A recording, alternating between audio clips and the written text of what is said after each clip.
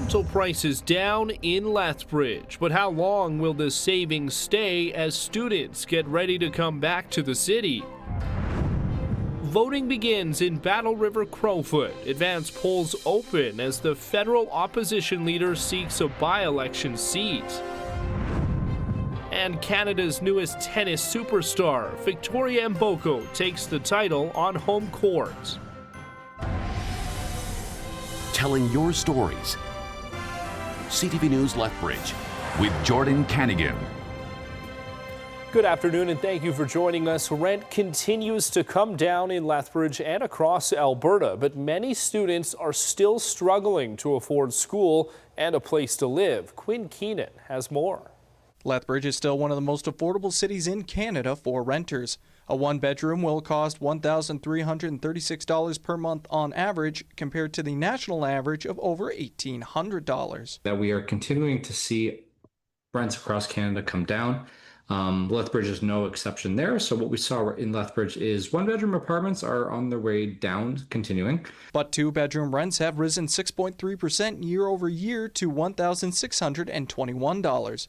Many university students coming to Lethbridge this fall will be stuck paying those higher rates. Right now, we're seeing a lot of students working multiple jobs just to afford rent, and it's taking a real toll on their academic performance here. So we're really taking it seriously. Supports are available for students who need it. Emergency bursaries are available through the U of L Students' Union, but there's no specific rent supports or subsidies. Currently, there's nothing supported by the university in particular to subsidizing rent, but we do have the emergency grants for the times that students are facing significant financial challenges. Renters could be in for a bit of a break later this fall. After the summer rental peak, rents are expected to drop further. But most post-secondary students are likely already locked into their apartments. If we're developing a property, we don't want it ready for middle of February. As we know, Canada has sometimes too long of a winter. So it's a lot of the supply comes in around June, July. Developers, their goal is to have them ready for that time.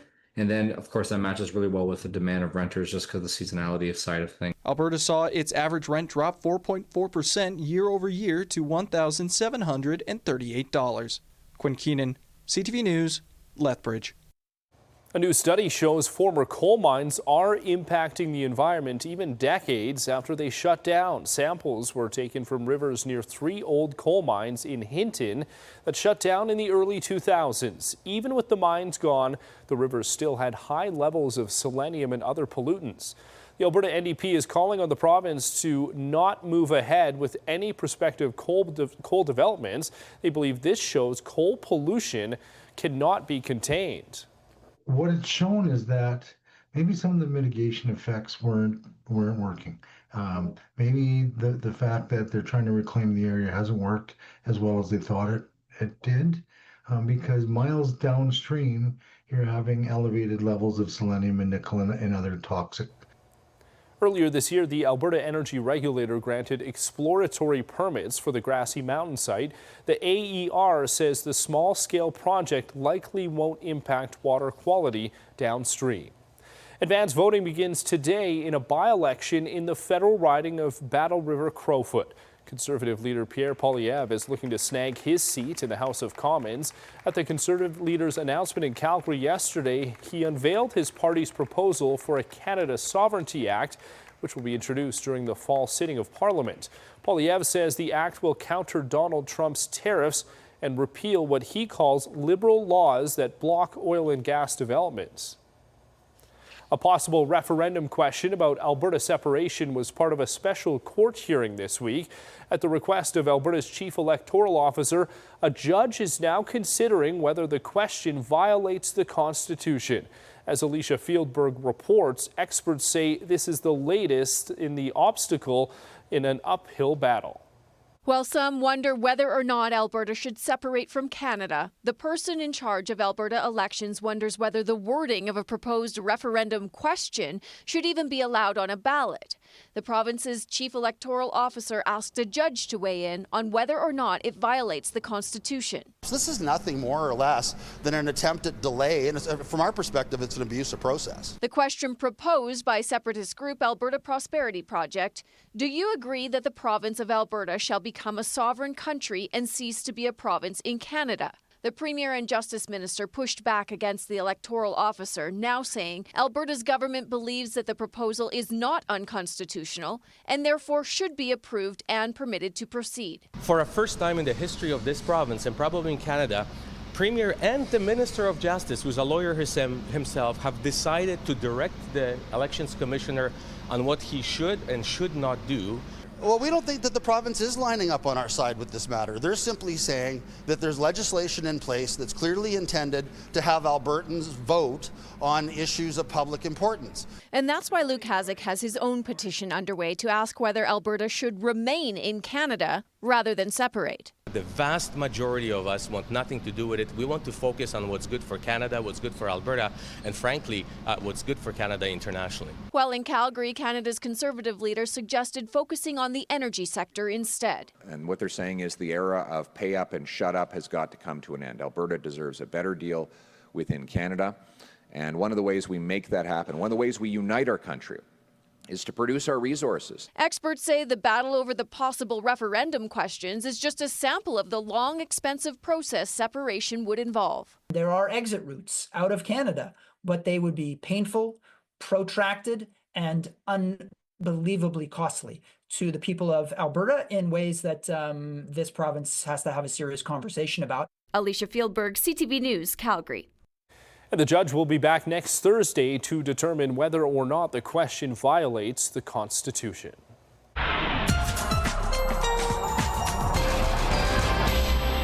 Well, Gina's in with a look at the weather, and the rain kind of started and stopped. Will that continue? Yeah, it might start up again, actually. We're seeing right now that massive low pressure system, mostly in Saskatchewan, but we're on the dying outer edges of it. And a good amount of precipitation still could move through Lethbridge in the next couple of hours here. Today, though, I did chat with Environment Canada. So far, only a couple of millimeters, about almost 3 millimeters throughout the day so far. But again, that could increase throughout the evening here. We're sitting at 17 degrees currently. Thunderstorm risk possible as these showers move in as well. But again, this all starts to clear out overnight, and then we'll get some sunshine tomorrow finally. Nice high of 24 degrees and even warmer temperatures in the 5-day forecast, Jordan. Thank you, Gina. Statistics Canada says the economy shed about 41,000 jobs in July, partially offsetting a gain of 83,000 positions in June. Unemployment rate holding steady at 6.9%, and the total number of job seekers was roughly unchanged. StatCan says July's losses were concentrated in full-time work and in the private sector.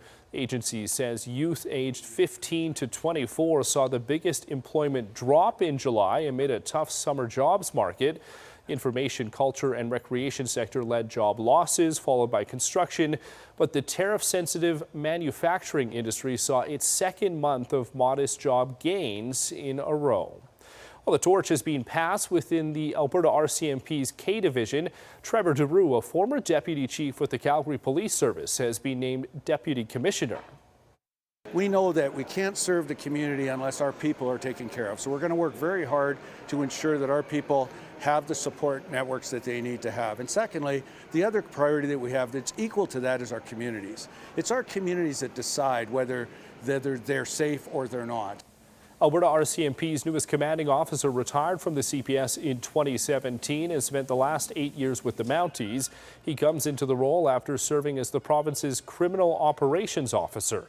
Deroux takes over command of K Division from outgoing Deputy Commissioner Rob Hill, who spent 27 years with the RCMP. We police 75% of Canada's landmass and about 22% of the population. That strength alone, getting the message out to law enforcement that's covering 75% of this country, is a strong message. Deroux adds that although governed by a national body, his officers take pride in catering to the policing needs of each individual community in Alberta. A Calgary man is speaking out after his Air Miles account was drained of nearly 25,000 points. He says the loyalty program never warned him that his account had become inactive, even though those points were worth thousands of dollars. Mark Villani reports. Todd Woodbeck has been collecting air miles for over 30 years, but says his longtime loyalty was erased in a flash. I was very angry. Very angry. I mean, I picked up the phone immediately and called Air Miles. Woodbeck says he hadn't used his Air Miles card in some time until earlier this year when he swiped it at a Shell gas station. He got 2 miles for that purchase, but when he logged into his account, nearly 25,000 points were gone. The equivalent of about $8,000 vanished because of more than 2 years of inactivity. Woodbeck had also spent over $1,500 buying extra miles for travel, now all lost. I mean, come on, a loyal customer for 35 plus years. Air Miles confirms the points were not expired but retired due to inactivity. To maintain an active account, collectors must earn, redeem, or transfer miles within 24 months. If no activity occurs, the account will be considered inactive. As part of our commitment to transparency, collectors are proactively notified before any changes to their account status. They have my address, they have my phone number. I never got anything in the mail. I never got a call. Loyalty rewards experts say cases like Woodbeck's aren't uncommon, but they serve as a wake-up call for all collectors to stay engaged with their accounts. I tell a lot of people to treat their loyalty program accounts kind of like their bank accounts, that you should be checking them, relatively frequently. And it's not just for the expiry, it's even for fraud. The warning comes as other programs also make big changes. Starting January 1st, 2026, Aeroplan will base points on dollars spent rather than distance flown. People have to learn about the changes to see how it affects them as far as their spending habits. But Woodbeck hopes his spending didn't go to waste, encouraging others to stay vigilant and calling on Air Miles to reimburse him. Do the right thing. Mark Villani, CTV News, Calgary. Coming up, the impacts of intermittent fasting, what a new study says about the weight loss trend.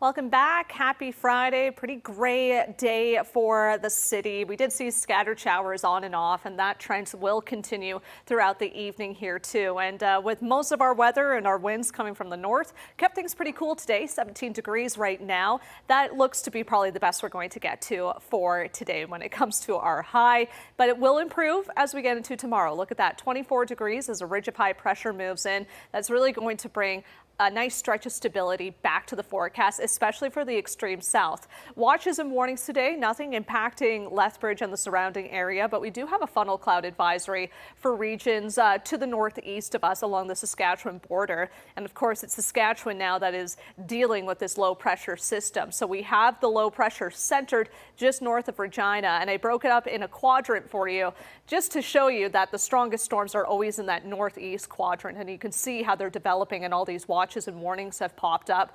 Meanwhile, we're on the weakest end of the quadrant here in the southwest, so a lot of dissipating storm activity, but there's still a potential for, again, showers and maybe some embedded thunderstorms over the next couple of hours that we will monitor.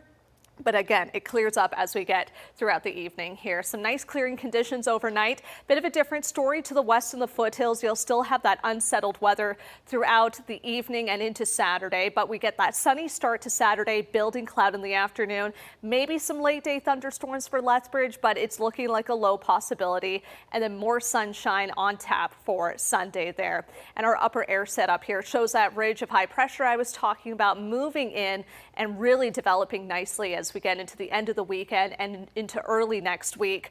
This will hold on, this high pressure, right until late Tuesday, when I'm thinking this cell up here is going to start to push down by midweek and bring some cooler conditions to parts of the province, but not looking like it might impact Lethbridge and the extreme south as severely. You might actually be able to avoid that setup there. 12 degrees for the low tonight in the East Kootenay, up to 25 tomorrow with a chance of showers. If you're joining us in the Crow's Nest Pass, like I mentioned, that instability will continue overnight and possibly carry into tomorrow as well, but still a decent high of 22 degrees. Medicine Hat, because you're closer to that storm setup right now in Saskatchewan, you'll see some instability tonight as well, probably with 15 degrees for your low, and then 23 tomorrow with a chance of showers and maybe some thunderstorms in the afternoon as well. But we should be good here in Lethbridge. Again, mix of sun and cloud for the most part tomorrow, northwesterly winds, and I will mention that potential, a low one, for maybe some late day thunderstorms on Saturday, but then that nice sunny stretch really gets underway on Sunday there with that high of 28. And look at Tuesday. By then we'll get up back into the 30s, 31 degree high for Tuesday there, mix of sun and cloud on Wednesday.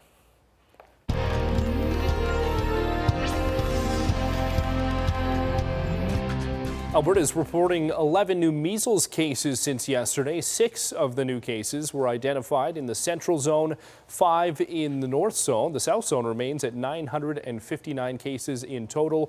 Across Alberta, there have been 1,724 measles cases, 8 of which are active.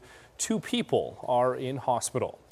Intermittent fasting, limiting your food intake to a set window each day, has become a popular weight loss trend, but does it affect your mood, sleep, or overall well-being? ABC News' Melissa Dawn has more. A new study in the Journal of the American Medical Association Network followed nearly 200 adults with obesity who ate all their meals in an 8-hour time span, some earlier in the day, some later, and some choosing their own schedule. After 12 weeks, researchers found no major differences in sleep, mood, or quality of life among those who fasted compared to those who ate with no time restrictions. But the intermittent fasters did enjoy a bonus. They lost about 6.6 pounds more than the people who followed a traditional weight loss diet without pulling out a measuring cup or counting a single calorie. If you're curious about trying intermittent fasting, start slow. Begin with a 12-hour eating period and gradually reduce the time you allow yourself to eat down to an 8-hour window. Always drink plenty of water, eat balanced, healthy foods, and resist overeating at other times to make up for the fasting. This approach isn't for everyone and not the type of diet if you're pregnant, taking medication, or have a history of chronic illness or an eating disorder. And it's always a good idea to check with your doctor. With this Medical Minute, I'm Melissa Dawn. Coming up, the Canadian tennis team wins big at home. Victoria Mboko caps off her Cinderella run with a historic victory.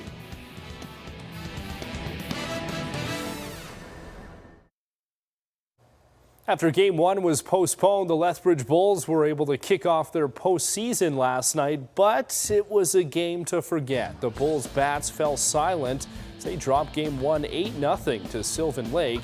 Lethbridge will need to win the next 2 games on the road to stay alive. A pair of Southern Alberta teams' seasons came to an end last night. The Medicine Hat Mavericks falling behind early in a 13-7 loss to Regina in a series sweep. The Brooks Bombers also swept with a 9-2 loss to Okotoks. The Bulls will look to extend their season against Sylvan Lake tonight at 7 o'clock. Game 3 will be on Saturday if necessary. Well, the tennis world is still buzzing after a stunning win last night by 18-year-old Victoria Mboko. Her meteoric rise getting a lot of attention, and she now has her sights set on the U.S. Open. John Venivali-Rao reports. For Victoria Mboko, it was a magical moment and the stunning end to a fairy tale run in Montreal. I think when I had that winning moment and seeing so many people standing up and cheering for me, it was kind of a surreal experience. Mboko taking the tennis world by storm after beating the former world #1 Naomi Osaka. Among the 4 Grand Slam champions, the 18-year-old unexpectedly bested to get to the top at the Canadian Open. Honestly, I would have never believed that I was going to end up in this exact moment, so it's just amazing. On social media, now retired Canadian tennis star Eugenie Bouchard simply writing, Vicky. She was very passionate about playing. In Burlington, Ontario, her former coach said Mboko started playing tennis when she was around 4 years old. And from the outset, he says her competitive spirit was notable, constantly wanting to beat her much older siblings. Even from a tender age of 5 or 6, when she was on the court training, she was very locked in unusually so for somebody that young. Mboko was born in North Carolina to Congolese parents, but grew up in Toronto, and until recently was largely unknown, getting a bit of attention in late May when she made it to the third round of the French Open.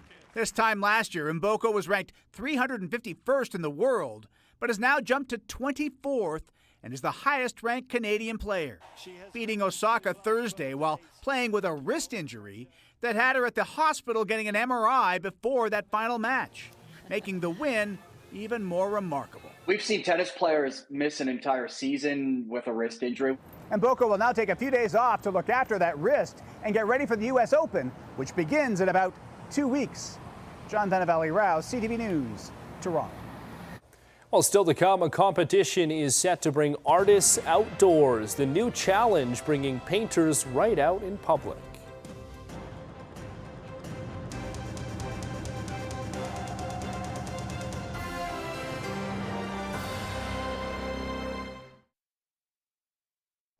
A Calgary art organization is launching a new competition aimed at putting Canadian plein air painting on the map. The public is invited to see the magic unfold this weekend as the artists paint live on location. Kevin Green reports.